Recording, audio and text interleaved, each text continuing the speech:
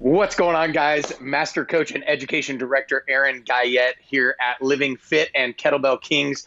I have the incredible pleasure of having this phenom of an athlete slash coach, Sean Hayes. He is the Director of Strength and Conditioning at the WWE Performance Center, and he's got a list of accolades a mile long, so we will not bore you to tears with his entire resume. Sean, just to start us off, what got you into this thing called fitness, strength, conditioning, lifting, all that stuff? Hey, Aaron, thanks for the intro, man. I'm probably not an incredible athlete. I train incredible athletes, so I appreciate that intro. Man, thanks for having me. Love your company. Love you guys are doing. So thanks for the intro. When I got started, man, I probably remember lifting when I was 12, 13 years old, always playing sports as a kid growing up, kind of got into the weight room at that middle school age. And then, always I kind of continued playing football in the college ranks. So strength and conditioning was always a big thing in order to play football. But how I got into it specifically, like as a profession, 2012, my old strength coach, Craig Fitzgerald, took the head strength job at Penn State University under Coach Bill O'Brien in 2012. He called me up out of the blue. He said, "Man, I know what type of player you were when you played for us in college. I know you're coaching football. I need you in the weight room." So I was kind of nervous. I've never been in a strength coach before, but it was baptism by fire under Craig Fitzgerald, 2012 Penn State. And from then on, the way this kind of path twists and turns, here I am at WWE Performance Center. But yeah, that's kind of how I started. Maybe a little unconventional. It didn't take the maybe the education courses and had that as a roadmap for myself. I kind of always saw myself as a linebacker coach. Man, I'm glad it happened. I've always be kind of grateful for Coach Fitz and give me in. And but yeah, that's kind of how I got started, man. Just throw right into it. Yeah, right. And wow, sometimes that's the best way to learn. But at the same time, I mean, being a linebacker, you're probably not a bad athlete, right? If you're a linebacker at Harvard University, you probably weren't bad. And then it says all Ivy and 09, so probably doing pretty good. And then with that, I'm sure comes an exorbitant amount of experience, not only on the field and learning all the techniques and skills and all of the things necessary to play the game, but then you gotta keep the physiology to a certain level to be able to go out on the field and do the things that you do. So I'm guessing that there's a lot more experience, which is probably why Coach Fitzgerald chose you. And I'm sure there's probably some other things under the hood, right? Mindset wise that maybe you've got that other people don't have, right? He knew it comes down to trust, and knowing, when you're a strength coach, and I'm starting to see it now because I have athletes that I've coached and, for a number of years now, especially with WWE. I've been there for 5 years.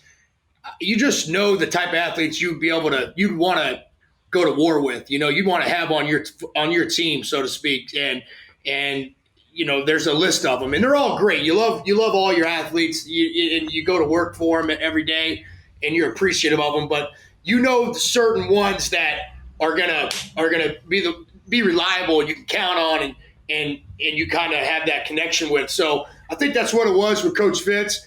And he, look, experience trumps everything, man. Look, you gotta have the book smarts. You gotta be able to have the science knowledge, no question about it, no doubt.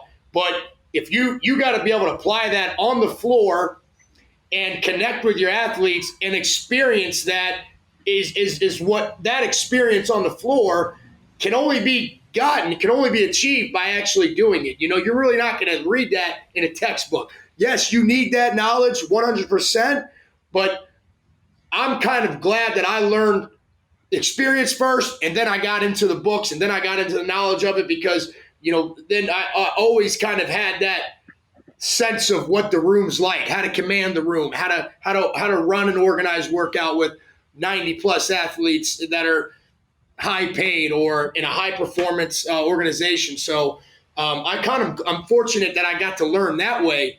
And yes, you need both. But yeah, that experience of that being on the floor, man, you can't substitute. There's no substitute for that. No, yeah, absolutely. I mean, traveling the world, it's, a majority of most trainers, strength coaches and stuff are kinesthetic learners, right? Visual kinesthetic or kinesthetic visual. And almost never are they, hyper cerebral. Now there's a few where they're like super nerds, right? Hyper cerebral, but also doers, right? Learn by doing type people. And I mean, it's such a kinesthetic thing, right? Like you're creating adaptation through movement, through force, through stuff that you have to do. So it just makes sense, right? That, you lay the ground floor, the foundation with that experience, and then you could start dropping in theory and dropping in principles and dropping in the science and go, okay, now we can program something that's effective for this person that isn't just lost in theory or only, found in a science book and never found in a weight room. Right? 100%. 100%. I agree with that 100%. Yeah. So talk us through kind of a day in the life of, right? You said you traveled, worked year round with 140 athletes. I mean, that's a testament unto itself. That's a pretty incredible feat. 140 is a lot, right? So I'm sure you've probably got some help in that, some extra eyes and things. At the same time, talk us through what does that look like from an organization standpoint? What does that look like from a present standpoint? And then now with COVID, I'm sure there's a small little twist on it. I don't know. What does that look like in a technology leveraged world as well? Sure. Yeah. So we're under the WWE umbrella. We're under WWE Talent Development. So we have a team of us is under Talent Development that we operate out of Orlando, Florida, and our brand is called NXT. So we have about 100 athletes that are signed to WWE, and we're trying to create the next big WWE superstars, the next batch of superstars, right? If you turn on your TV screen on Monday Night Raw and Friday Night SmackDown, 95% or some high number like that, I believe it's run in mid-90s, came from NXT, came from that Performance Center in Orlando. So it's almost like a farm system, if you can relate it to baseball, but it's its own brand. So we have NXT, we have our own show Wednesday night live on USA Network, so we have our own big-time superstars in their own right.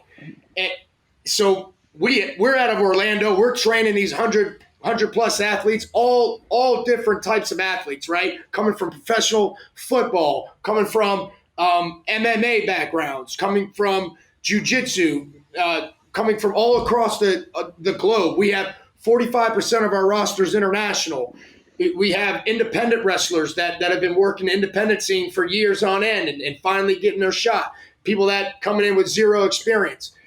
You can imagine the type of characters height-wise, and we have all different shapes and sizes, male, female. It's a huge. I mean, it's a diverse setting, and I love that. It's very unique. We're trying to give them. They have wrestling coaches to help them inside the ring. They have myself, strength conditioning coach in my team. They have top-notch medical team, right? So to keep them healthy, if they get banged up, they're getting them back to play.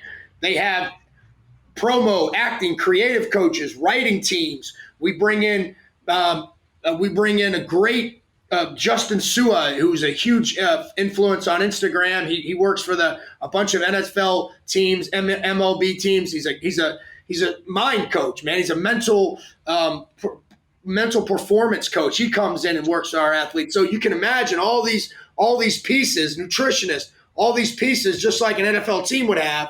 We have that in Orlando, and we're trying to give our talent what they need to become that superstar, right? Whether they're starting from day one or whether they've had 15 years in the business and they just now signing with NXT, and we got to keep them healthy, right? So there's all different types of levels. Maybe someone's coming in the door and, hey, we're going to have a good 2 to 3 years of development with this person, or they're coming in the door and we're like, we need to make this person a star. He's got a window. Let's get that. Let's get that window optimized as best we can. So that's kind of like the macro side of it. We got this building in Orlando. We're trying to pump out, create the next superstars. Not only are we in Orlando, that NXT brand it has an extension in England. So we have NXT UK brand. So we have the same type of facility in Enfield, London, that is home for 40-plus WWE NXT UK talent, and that number keeps growing. So that's probably in the 50s now. They're on a top-notch network in the UK. Every week they're on TV. I believe it's BB Sports or BB1. I could be wrong on that, but they're getting great exposure. So we're doing this thing. I have a strength coach in the UK, Dan Ogden, that I just got off the phone with today. We went over our manual of what they're going to do in their next camp that they show up to in 2 weeks. So we're on the same page, me and him, because I can't fly over there right now due to COVID. So we're on board. We have coaches over there on board, ready to attack. And that's kind of like if you look at it from the outside in, we're just building these athletes that are going to become the next WWE superstars. And it's pretty fun because being a football player my whole life, it was all about production on the field, right? Get them strong, get them to jump higher, get them to run faster, get them knowledge, get them to know what they're doing on the field, to know the plays. But in this sport, it's more than that. It's acting. It's what is your character? It's, what is your gear like? What is your theme music going to be? How do you react to the crowd? So it's another whole more elements to this, just like acting. So it's very fun. You do got to get them stronger and faster. So I love that part, but I also just cool to watch this whole other element to it, to where it's physical theater at its finest. And WWE is a great organization to be a part of. So, yeah, that's kind of like, if you were looking at it from the outside in, man, you got these – it's just like an NFL team. We're trying to – except they're trying to win a Super Bowl. We're just trying to pump out great television and great superstars along the way. Yeah, so then, talk us through on the strength and conditioning side then.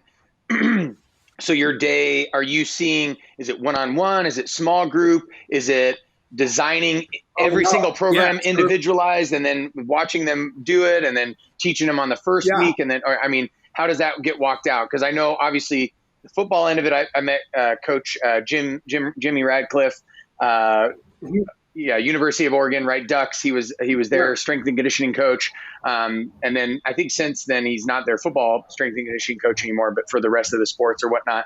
The plyo guy. Exactly. Plyo right. Yeah. Plyo King. And so he had his kind of way he did it. And I was able to kind of look under the hood and see how that was designed. But clearly this is probably going to be different because some of them are on TV. Some of them aren't on TV. Yeah. Like you said, some of them you got a ways, some of them you got a short window. So then kind of talk me through then, is it one-on-one? Is it small group? How does that get organized from a strength and conditioning coach standpoint? Great question. So it's year round. It's 52 weeks out of the year. So there is no off season. In the NFL or baseball, basketball, you're going to have an off season and your program will kind of peak you up into that season. And then we'll kind of back off in season, and then off season we'll taper back up, we'll taper back up again, and bam, we'll peak. And it's kind of like got that simple flow to it. Yeah. In the WWE, we don't really have that luxury. So it's like training General Pop. It's like training you and I. Yeah. Because we're not going to have an off season. Yeah. But except the difference between you and I, they're performing. So we're training them year round, but they're constantly in season.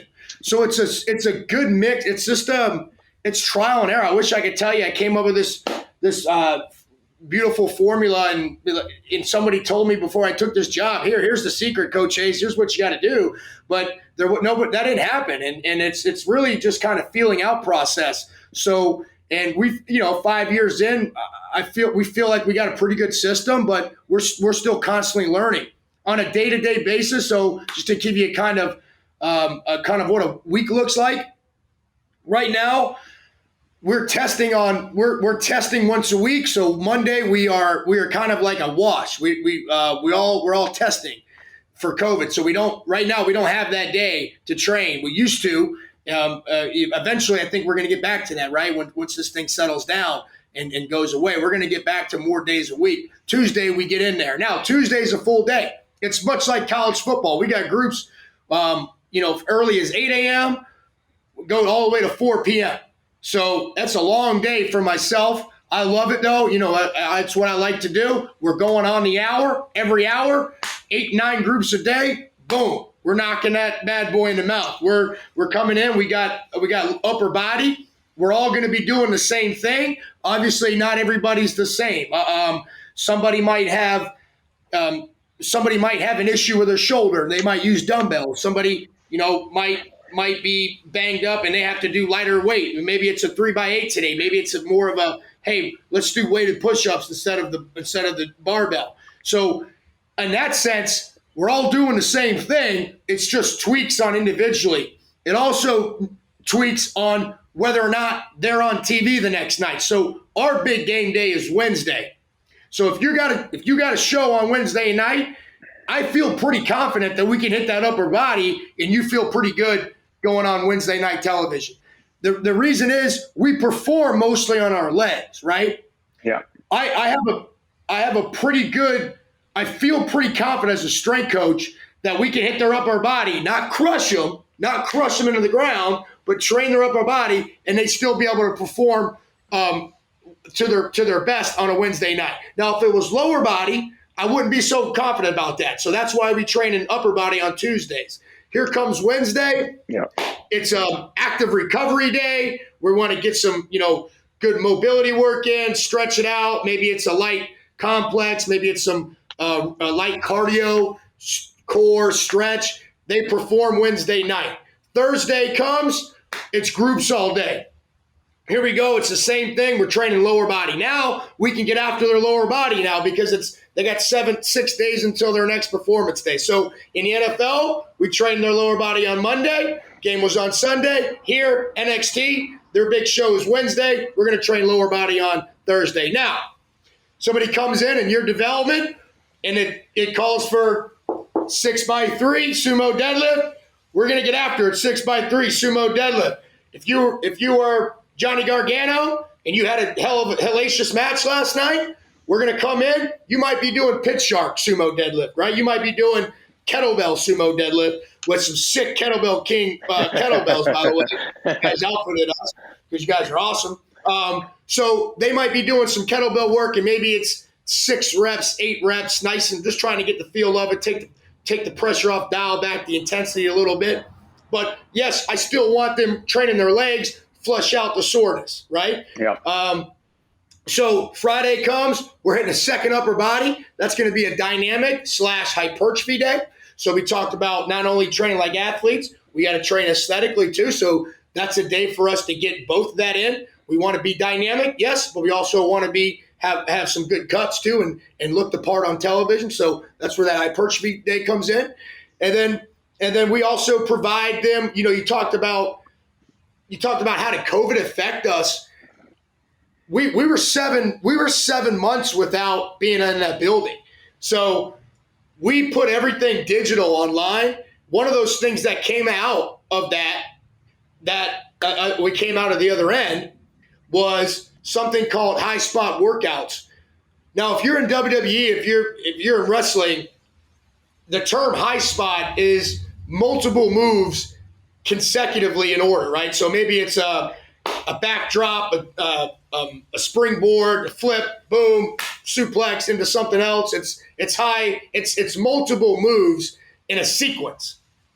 So that has to be So what when I'm making these high spot workouts, I want constant movement. I want light weights, moving around, cardio type workouts that we don't have to worry about going heavy, but we're moving around, we're getting a good sweat. It's something that Brandon McDaniel for the LA Dodgers, great coach, world champs, he kind of gave me this idea. We've been doing this every Saturday just from via Zoom. And I'm like, man, I really like these workouts because they're lightweight. All you need is a kettlebell or maybe a pair of dumbbells. I'm like, our guys and our girls would love this because it's not all about lifting heavy. It's not all about, some of our talent really like those WOD type Metcon workouts. So we provide these high spot workouts now on our virtual database where everyone has access to, so they can do that on the weekends. They can, so we provide them that. So we're trying to constantly give them everything that they need. You're talking about strength. Yeah, we want to be strong.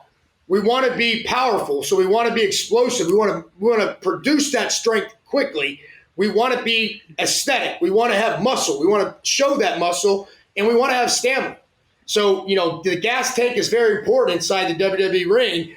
So we're trying to give our athletes all of that throughout the week. And like I said earlier, I don't know if we have the perfect formula for that. I've been here 5 years. I feel confident that we're on the right page. And obviously each year we try to get better and better. And it's a moving, it's constantly trying to better the program, but that's kind of how we train now. We do a conjugate system. So we'll do strength. We'll do an upper body strength day. We'll do a lower body strength day. We'll do an upper body dynamic, hypertrophy day combo, and we'll do a lower body dynamic. And then 2 days of the week, one's recovery, one's high spot workout. That's kind of our week. COVID limits some of our days that we can be in the weight room in the facility. Yeah. But as we get back, who knows when we get back? I hope hopefully soon. That week looks a lot fuller, and we're able to train our development talent more days throughout the week.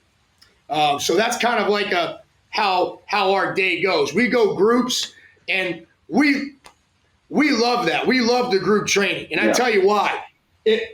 There's nothing like training in a group.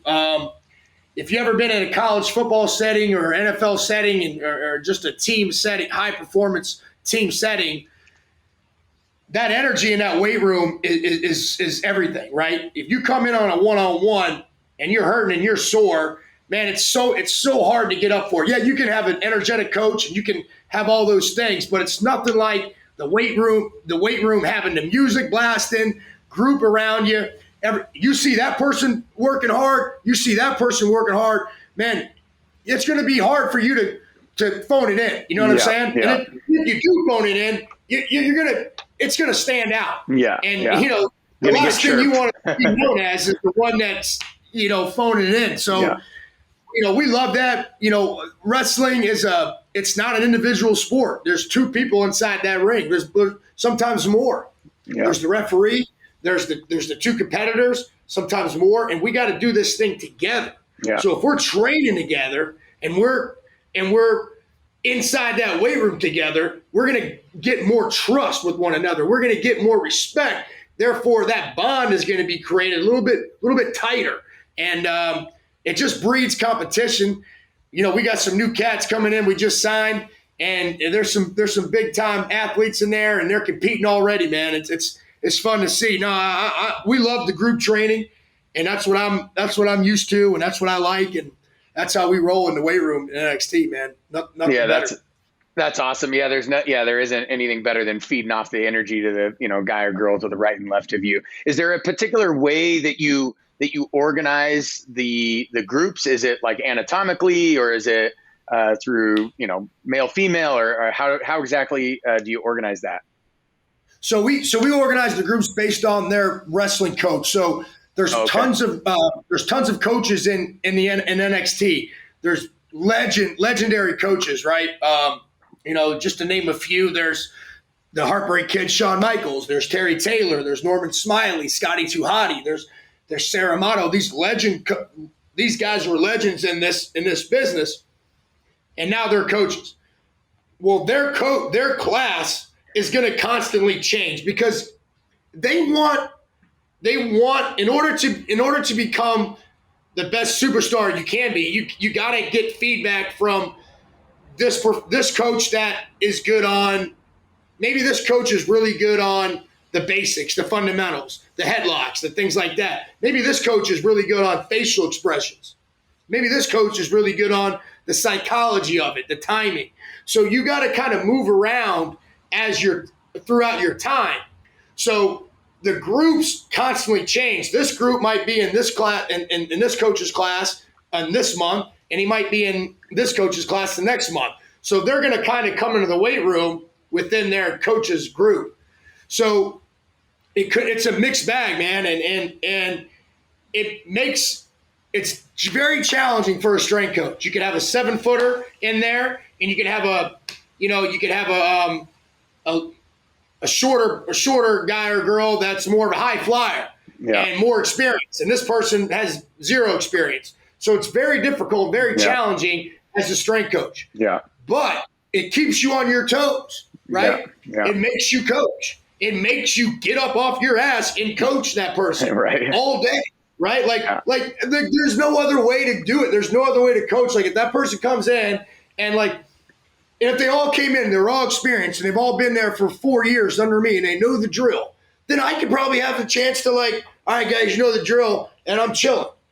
But I really don't have that luxury, and I don't want that luxury because I want to earn my paycheck, and I want to be known as a hard worker. So I'm kind of forced to coach every single group because they're all different each month, and it keeps you on your toes, keeps you alive, it keeps you kind of engaged, and I love that. I was just talking to one of the coaches about this last week. When I first got hired, I was a football guy. I was the guy that came from the Houston Texans, and I was training J.J. Watt and Brian Cushing, DeAndre Hopkins, and guys like that, Jadeveon Clowney, and I come into the WWE, and we had a few football guys, and I was like, man, that's just kind of where my sweet spot is, these football guys. Well, now I've been here 5 years, and I was joking around with him, but it's kind of true. I'm the wrestling strength coach now. I'm getting talent in that have zero to very few, very limited knowledge in how to train the right way, because they're not coming from college football programs. These indie wrestlers, they're not coming from 4-year programs that had great college strength coaches. They're just looking at magazines and looking at YouTube and things like that. They had to do it on their own. And here they come, and they're like, wow, we got a strength coach. This is awesome. This is what I've been waiting my whole life. And now I'm dealing with that type of talent. And it's kind of I was joking. I'm like, man, I wonder if I can coach football again. But it's better that way because you have a bigger impact on them. You have a bigger impact on people for sure, that have been kind of wanting this their whole life. So it's great, man, that we don't, due to the schedule, we don't get to kind of pick who comes in the groups. But like I said, it keeps me on my toes, and we're all in this together. And it's a diversity you won't find in any other weight room in the country. I can tell you that. Yeah. Well, and I would guess probably the beauty of, some of the indie wrestler guys or whatever that, they've been watching YouTube and whatnot. I'm guessing that there's probably a certain level of humility because they just don't know what they don't know. And so they kind of come in always a white belt mentality, stoked on, basically being a sponge, right, and learning from you. So obviously education is a big piece of the puzzle to you being a strength coach, specifically with WWE. So how much education do you find that I mean, is that just a big part of coaching every day? Is you're educating, coaching, teaching technique, doing all of that stuff, like you said, staying on your toes because you got somebody who's never lifted before and this guy has been lifting forever. But talk me through that. I'm interested. How much is education a role? Yeah, it's to your point about them coming in and having this intimidation factor. Yes, that is very much true. They do come in and they are intimidated. But I let them know, like, when I talk to them, I have this type of presence, where I'm like, I talk loud. I'm like, this is what we're going to do, man. Like, but I don't want them to get that confused. Like, they should be scared. Like, I let them know, hey, it's all good. We're coming in, and I don't care if you've never lifted with a barbell before, because I've got that experience under my belt now. Like, I've seen it. Yeah. I've done it. Yeah. We're good. We're going to be okay. Like, and one thing I tell them is, like, in this sport, in this business, time is on our side. We're not trying to – we don't have a season in the NFL September 1st or September 14th. We don't have that season where we got to be ready. We're going to be ready when you're ready. Like, they're going to put you on TV when you're ready. And so we got time. There's no rush. Let's slow cook this process. Let's get a couple days under our belt, then a couple weeks under our belt, and a couple months, and we'll be good. So, yeah, that intimidation factor is real. But once they come in, they know I care about them. They know I put my arm around them. I'm like, hey, how you doing? You're doing great. And so they start to settle in a little bit. And then it's cool to watch them kind of, get their personality and kind of joke around a little bit and get settled in. And so I see that, and it's cool for me to see them, because I know what their conversation was me in private. Like, man, I'm so scared, I'm so intimidated, because we got some big time hitters. We got Bianca Belair was in our weight room, and Rhea Ripley and Vicky Gonzalez, and these girls are just powerhouses, and even guys too, just guys that are super super strong, and you get intimidated. But it's not – you don't have to have that in order to be a good entertainer and a good wrestler. So I let them know that, and we all kind of are in this together. And then as far as the education part of it, personally, man, I try to surround myself with people that are smarter than me. That's the truth.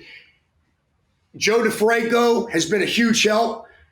I try to go to his certifications once a year and just sit in like I'm a first year student. I pick his brain. I have kind of, every kind of 2 months, I make a phone call with him. I talk to him. I tell him my program. I shoot him what we're doing for the month. Tim Karen out in Allegiant. He's in Redondo Beach. Man, that guy is like the smartest strength coach in the country. He's absolutely amazing. He's the best, man. Like, I go to him every year, and I don't just go to him and sit in a conference. I go to this thing called Muscle Mentorship, which is 5 days a week, 2 training sessions a day. And it's an all out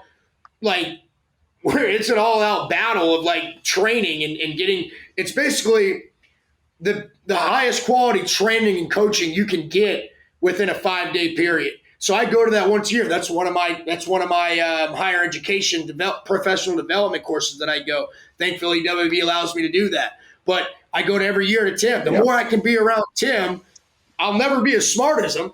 But the more I can be around him and watch him coach me, and the more that I can feed that off of and know, okay, this I'm doing the right things, or I got to do this, or maybe add this, and just being around people that are smarter than you, like, Coach Fitzgerald. He's the head strength coach of the New York Giants.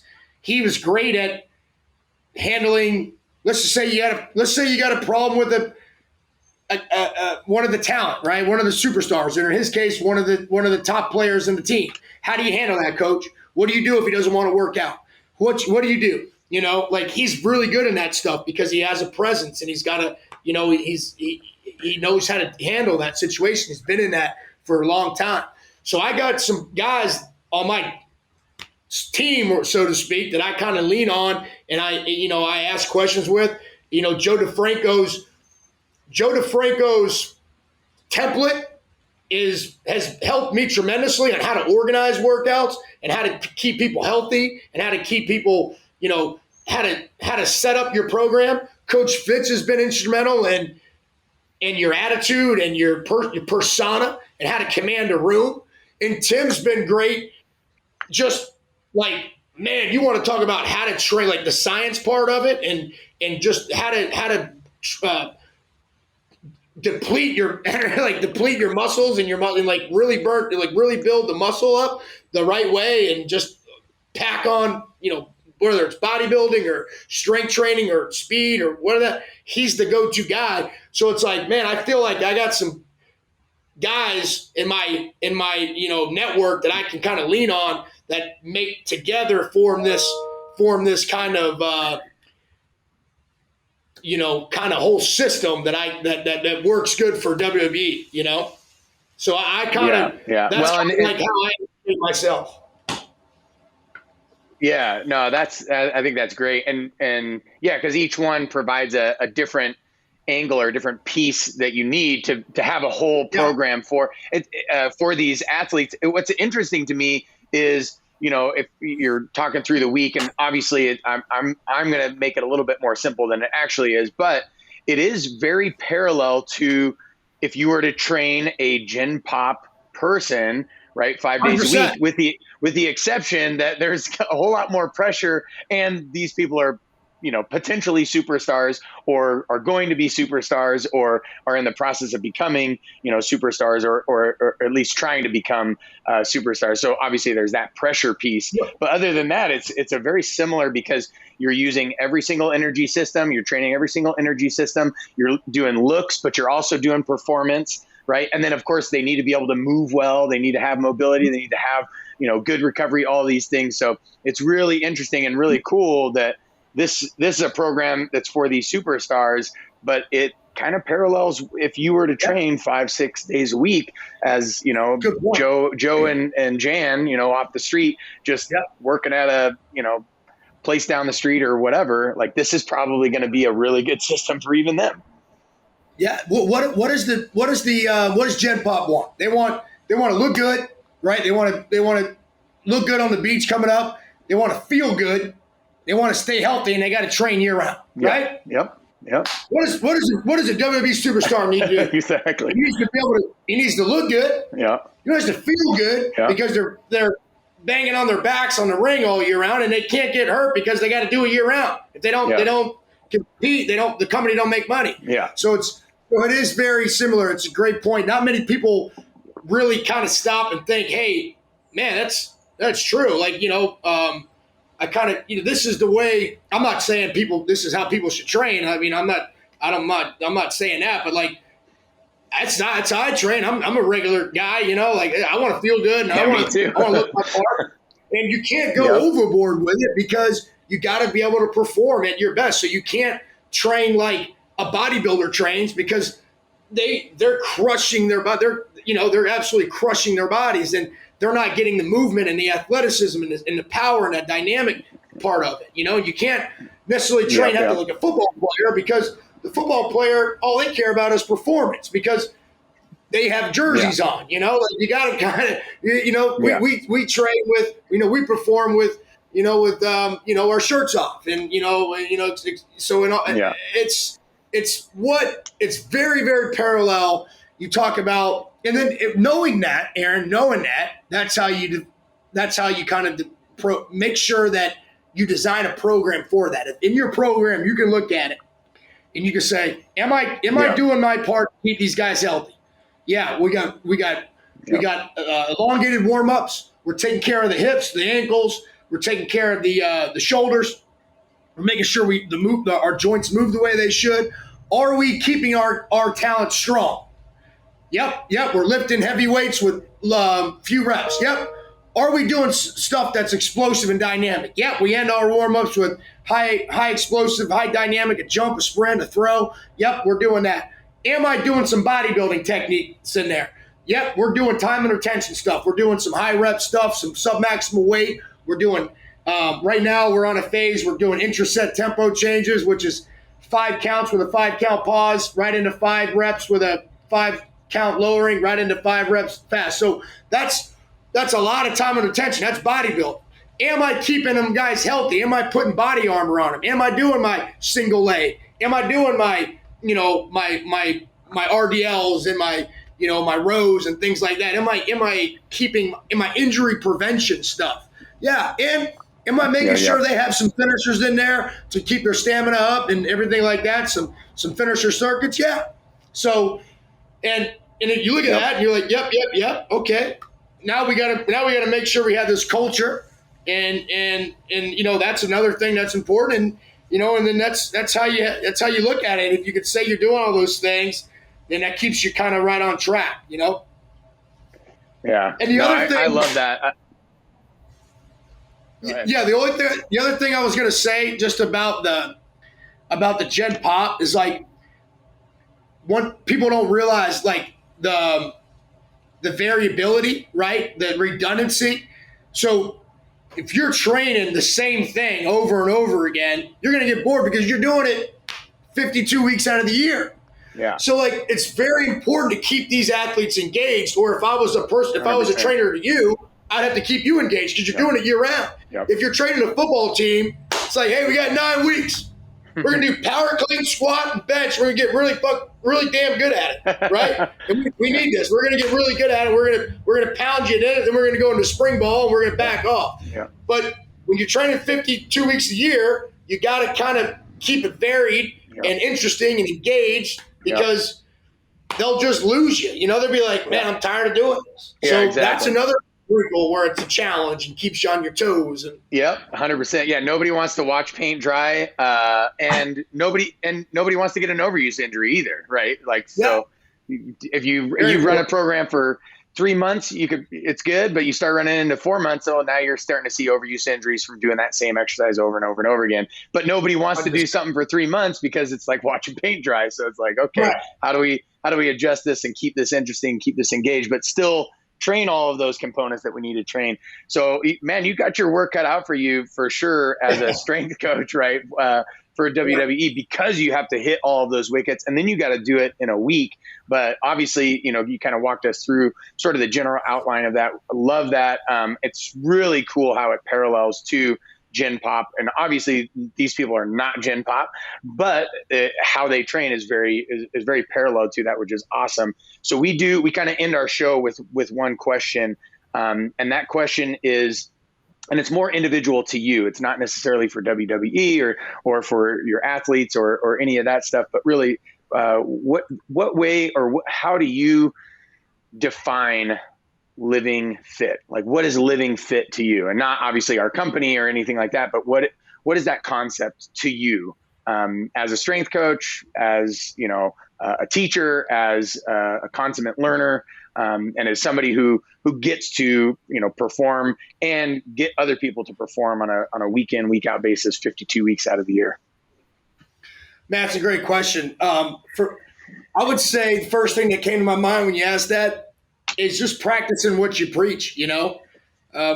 Whether you're a high school football coach, whether you're a school teacher, whether you're a WWE strength coach, I'm a teacher, number one, right? I'm a coach, but a coach is a teacher.